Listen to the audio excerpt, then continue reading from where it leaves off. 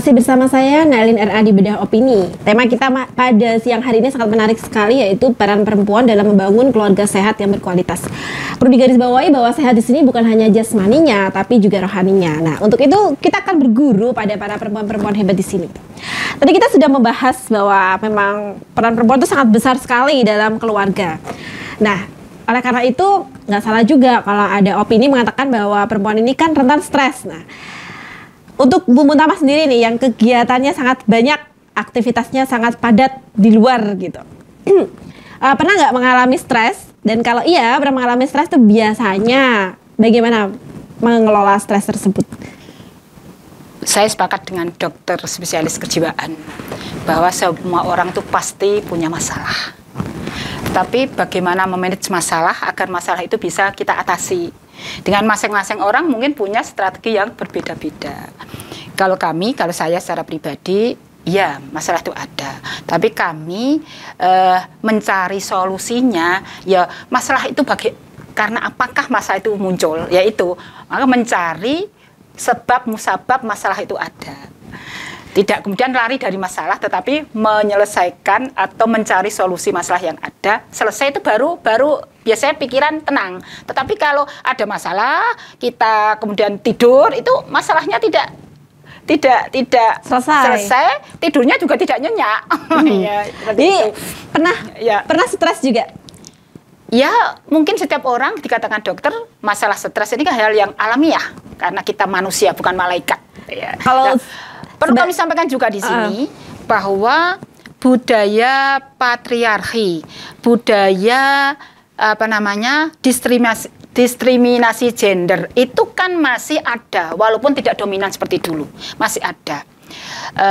Maka hal itu sebagai perempuan yang berperan publik juga terbebani dengan peran domestik. Masih terbebani dengan peran domestik. Ya, ini karena budaya. Walaupun saya itu seorang aktivis gender, tetapi di dalam keluarga kami sendiri, karena itu budaya, maka saya tidak akan merubah budaya itu dengan frontal, tetapi melalui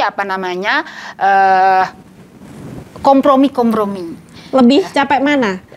Mengurus kegiatan domestik atau mengurus kegiatan negara? Ya, ini ada momentum-momentumnya lah. Kadang-kadang ngurus keluarga ini asik juga. Ketika di luar ini ada rasa seperti tadi sampaikan, stres masalah di luar, maka ngurus keluarga ini juga asik juga gitu loh. Ketika kemudian di keluarga ini terbebani, maka asik juga kita berperan di luar. Sehingga kita tidak monoton, itu tidak menjadikan jenuh. Jenuh itu mungkin juga mengakibatkan stres. Sehingga ketika perempuan punya peran ganda, publik dan domestik, ini menurut saya justru malah jalan untuk menghindari stres kata kejenuhan. Ya. Berarti justru kegiatan-kegiatan di luar itu mampu lah ya untuk mengurangi stres karena kegiatan-kegiatan domestik gitu. Nah, kalau menurut dokter Yermaji sendiri tuh kenapa sih perempuan itu yang berkutat dengan kegiatan domestik itu lebih mudah stres daripada perempuan-perempuan yang aktif di luar? Oke, ya. Jadi sebagai ibu rumah tangga gitu ya, yang mungkin dari bangun tidur jam 0 sampai jam tidur lagi itu kan tidak akan selesai mungkin ya, kalau tidak diselesaikan sementara tuh rasanya tidak akan selesai. Dan kemudian dengan kegiatan yang mungkin orang mengatakan monoton, ini kita ya dari mengurus anak, bersih-bersih rumah, kemudian setiap hari seperti itu tuh untuk mengalami suatu stres itu sangat rentan. Nah, makanya tadi dikatakan. Kemudian hormon juga, perempuan itu kan dengan laki-laki punya hormon yang berbeda. Jadi ada menstruasi bagi perempuan itu juga beda dengan laki-laki. Itu juga mempengaruhi ya stres pada perempuan. Dan tadi dikatakan Bu Muntama bahwa ya, jadi mungkin untuk kalau saya memilihnya gini, jadi pada saat kita mengalami suatu kondisi yang burnout gitu ya, capek gitu, mungkin kita sudah tahu nih, kalau saya capek, saya stres itu saya sudah tahu caranya. Saya misalnya kalau yang biasa di rumah, misal ibu rumah tangga, ketemu siapa, pada orang yang tepat, mungkin sahabat atau suami atau orang siapalah yang dia rasa bisa untuk teman cerita, sekedar untuk tadi bercerita, unek-uneknya yang setiap hari ada ini bisa paling tidak berkurang. Kemudian kalau tadi yang sibuk di pekerjaan,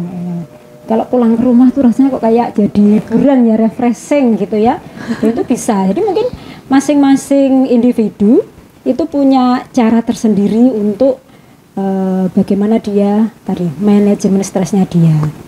Mungkin ada yang bisa dengan tidur dulu, mungkin misalnya banyak kegiatan tidur dulu, nanti setelah bangun tidur dirasakan fresh bisa berpikir lagi boleh. Atau mungkin ngobrol dulu dengan teman atau orang yang terdekat, cerita, atau dengan cara apapun. Itu masing-masing individu punya cara masing-masing. Dan jangan lupa pada saat diri kita tuh merasa capek, kemudian kok tidak bisa seaktif biasanya, jam tidurnya jadi berantakan, kemudian relationship-nya juga terganggu, tugas-tugas yang biasanya optimal bisa dilakukan kok jadi menurun, atau ada teguran dari atasan atau dulu. Jangan-jangan ini ada sesuatu nih yang harus dicari pertolongan, ada apa. Nah, jadi harus tanggap dengan perubahan yang terjadi di dalam diri kita sendiri, Mbak Nay. Itu. Oke. Kalau Bu Muntamah, aku kembali kepada Bu Muntamah nih. Apakah tadi ada sahabat kata-kata yang cukup menarik bahwa kegiatan domestik ini ya cukup terbebani juga ya seorang anggota dewan, dan sistem kita patriarki masih sampai saat ini itu masih membudaya gitu. Nah, pertanyaannya kemudian adalah kalau misalnya diberikan pilihan, karena kita di dunia patriarki, oleh pasangan ngurus domestik atau kamu tetap ngurus domestik, kalau kamu pengen tetap jadi istriku ngurus domestik, kalau kamu nggak mau ngurus domestik ya nggak usah jadi istriku. Kalau misalnya ada pilihan seperti itu, yang ada kan ya gitu, kehidupan patriarki itu, apa ya jawabannya? Semua mungkin ya, ini menurut yang saya tahu, semua suami itu ingin istrinya menjadi penuh ya ibu rumah tangga, kemudian sepenuhnya melayani suami. Ini nuwun sewu ya, bagi suami yang mampu untuk menafkahi istri, pasti keinginannya seperti itu pasti. Karena memang mungkin karena budaya patriarki ini membuat mindset laki-laki itu menjadi penguasa perempuan, sehingga dia punya istri itu ya 24 jam harus ada di sampingnya, harus melayaninya, karena dia mampu memberikan nafkah ya. Bagi mungkin suami yang mampu memberikan nafkah mencukupi kebutuhan istri. Tapi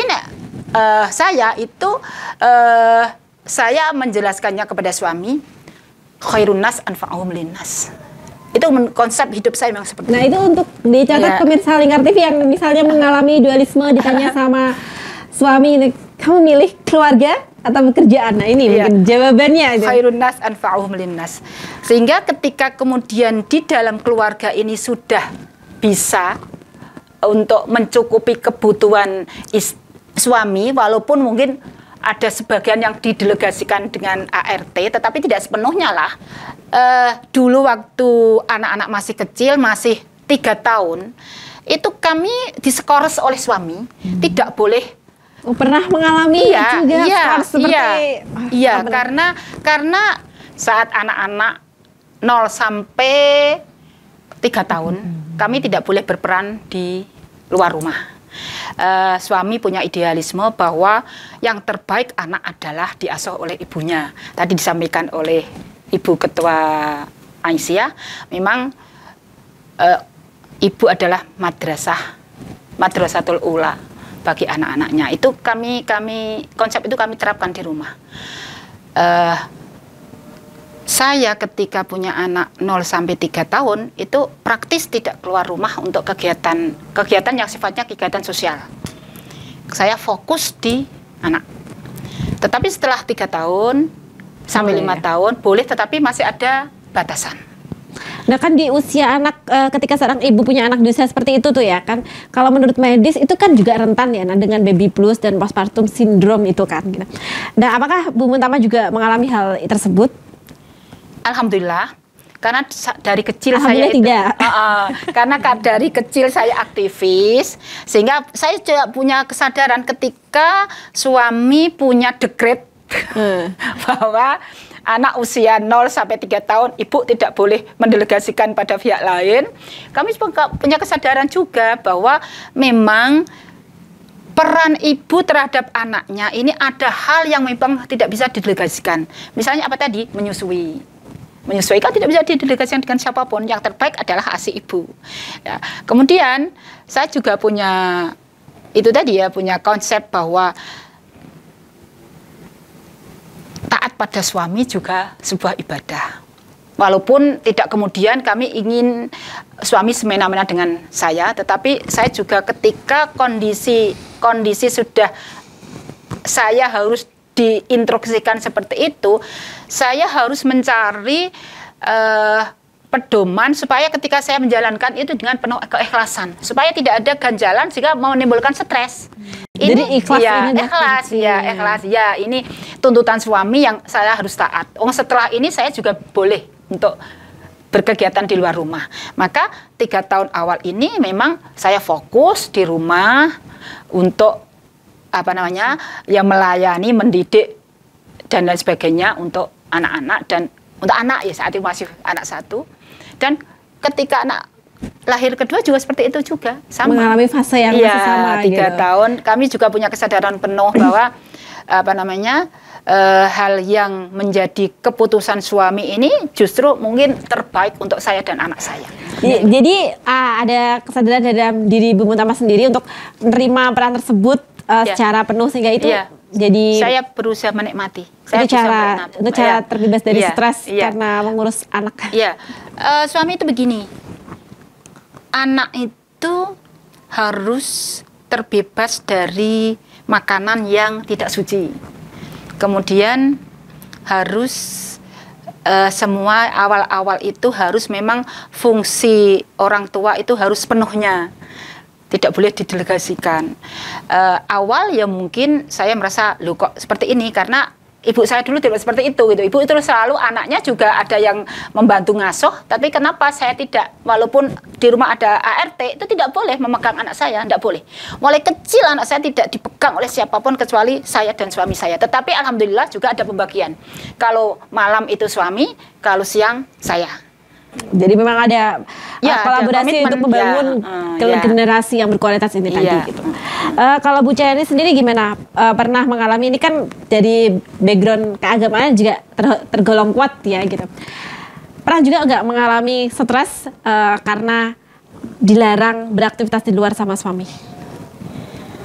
Mungkin cerita flashback ya. Sebelum saya menikah saya sudah pernah awal-awal bekerja di Dinas Perindustrian Surabaya. Kemudian saya hamil, terus kemudian saya cuti kan, hamil cuti, melahirkan. Begitu, saya kan ASI. Begitu mau masuk setelah cuti, itu anak saya tuh rewelnya bukan main. Nangisnya bukan main, nggak mau saya tinggal. Terus kata suami gini, sudah berhenti saja, nggak usah kerja. Saya aja yang kerja, katanya gitu. Terus suami itu memberikan ini gambaran seperti ini. Ya ini mungkin tiap keluarga beda-beda ya. Suami saya bilang gini, kalau saya kerja misalnya gajinya 500.000, terus jenengan kerja juga 500.000, terus berarti kan 1 juta. Tapi kalau jenengan nggak usah kerja, anak bisa terawat dengan baik. Kemudian hati saya tenang, kata suami, saya mungkin bisa lebih naik lagi istilahnya jabatannya, karirnya, sehingga untuk materi mungkin ya bisa ini. Terus saya tenang, keluarga nyaman, terus terdidik anak-anaknya. Terus saya berpikir-pikir, ya sudahlah nggak apa-apa, keinginan suami seperti itu ya. Akhirnya saya keluar jadi waktu itu ya PNS ya sudah nggak eman gitu PNS. Ya nggak apa-apa dengan segala konsekuensinya ya alhamdulillah. Sempat terbetik penyesalan tidak? Kayaknya enggak. kayaknya enggak tahu. Kenapa ya. harus ada kayaknya? Harusnya enggak gitu. Enggak. Ya mungkin karena saya barunya kerja itu belum ada 1 tahun. Belum ada 1 tahun. Waktu itu di Surabaya ya, di Dinas Perindustrian Surabaya. Kemudian setelah anak saya lahir, berapa bulan gitu pindah ke Banyuwangi, suami saya kerjanya. Otomatis saya juga ikut pindah, terus saya mikir seandainya saya kerja ini baru 1 tahun, masuk ya harus pindah gitu sami atau long distance kayak gitu ya. Ya akhirnya ya sudah saya menerima dengan rela hati sampai sampai saya punya anak 3, kemudian baru saya ada teman sih sebenarnya enggak ini, ayo Bu saya punya sekolahan jenengan mau ngajar enggak, itu sudah di Pati waktu itu saya di Banyuwangi pindah Surabaya, terus waktu pindah ke Pati seperti itu ya saya ya anak-anak sudah bisa ditinggal, kemudian ada tawaran gitu, padahal itu bukan background saya ngajar, saya enggak ada ijazah guru sama sekali, enggak ada. Tapi begitu saya jalani ya memang waktu kecil tuh saya memang cita-citanya jadi guru, melihat bapak saya jadi guru gitu. Tapi setelah besar saya kan enggak sekolahnya bukan sekolah guru, kemudian juga enggak punya ijazah guru, tapi begitu saya diminta ngajar, kebetulan tuh MTS swasta, ngajar ya saya nikmati sampai ada sertifikasi, saya dapat sertifikasi berapa sampai hampir 10 tahunan. Kemudian kebetulan bapak saya itu segera kemudian tinggal di tempat saya, suami saya bilang gini, sudah ngajarnya ditinggal saja, urusi bapak, merawat bapak, ya saya tinggal. Jadi memang lika-liku hidup ya, walau bagaimanapun tetap memasrahkan kepada laki-laki sebagai nahkodanya. Nah, aku akan membedah lebih dalam lagi nih pendapat mereka, bagaimana sih cara untuk membangun keluarga yang berkualitas. Kita udah menceritakan bahwa lika-liku kehidupan para perempuan-perempuan hebat ini ternyata memang tidak semulus karir mereka gitu. Tapi saya akan bedanya setelah jeda pariwara yang berikut ini. Enggak apa-apa lah, pengorbanan itu dengan ikhlas hati, dengan rela hati kita. Ini kiranya apa sih yang menyebabkan sampai anak-anak ini juga mengalami stres? Juga sebagai orang tua, kita juga harus membatasi ada jam penggunaan HP ya.